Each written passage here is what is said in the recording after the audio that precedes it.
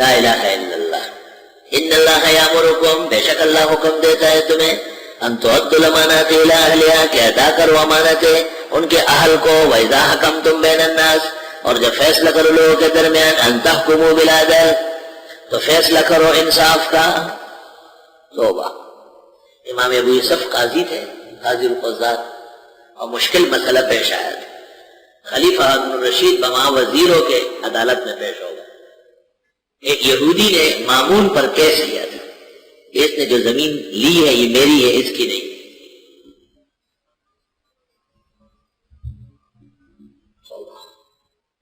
تو فراش آیا اور فراش نے دربار میں قالین بچھایا، سیٹ لگائی.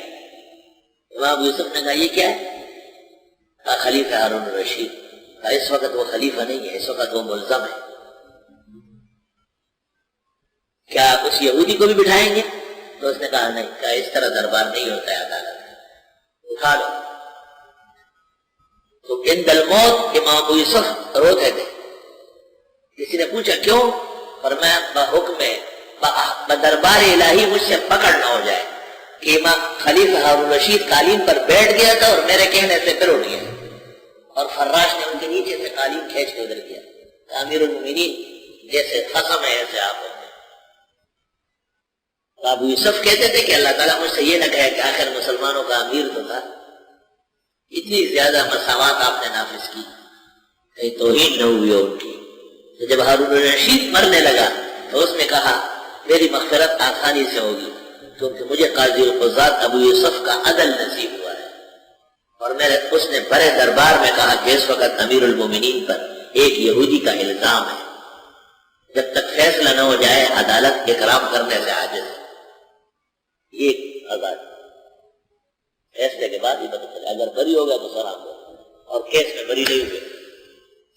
فیصلہ مامون کے خلاف ہو گیا، یہودی کے حق میں ہوا، اور بادشاہ نے وہی اعلان کیا کہ تمام زمینیں واپس ہم نہیں لیں گے. اس آسمان کے نیچے اور زمین کے اوپر اگر عدل اور انصاف کوئی وجود رکھتا ہے تو وہ مسلمانوں کے ہاں. ان اللہ یامرکم ان تؤدوا الامانات الی اہلہا، بے شک اللہ تمہیں حکم دیتا ہے کہ امانت ادا کر لو ان کے اہل کو. امانت ایک آدمی نے آپ کے پاس رکھی ہے، تو امانت کا مسئلہ یہ ہے کہ یہ نوٹ ہے اور یہ اس کا کاغذ ہے، اس میں رکھا ہوا ہے. یہ کاغذ بوسیدہ ہو گیا ہے لیکن بدل نہیں سکتے. اس کو کہیں کہ بھئی یہ کاغذ آپ کا دیا ہوا ہے امانت کے ساتھ. آپ کو اندیشہ ہے کہ یہ کرنسی بدل رہی ہے، فوراً آگاہ کر دیں. تصرف جائز نہیں ہے، خیانت ہے امانت میں. اس لیے فقہاء کہتے ہیں لا امانت لا ضمانت فی الامانت. اس کو اس نے چھیڑا ہی نہیں، مکان ہی ڈوب گیا، سارا کمرہ ہی جل گیا، وہ کیوں ضمان دے؟ اس کا کیا لالچ؟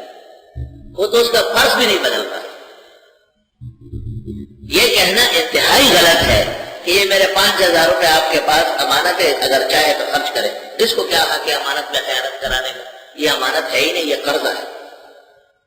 قرض استعمال ہو سکتے ہیں، امانت کا تو نوٹ نہیں بدل سکتا ہے.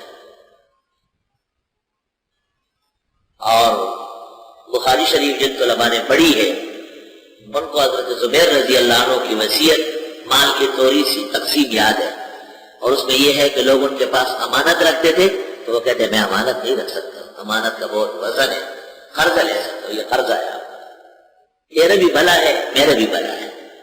امانت میں دونوں گرفتار ہو جائے.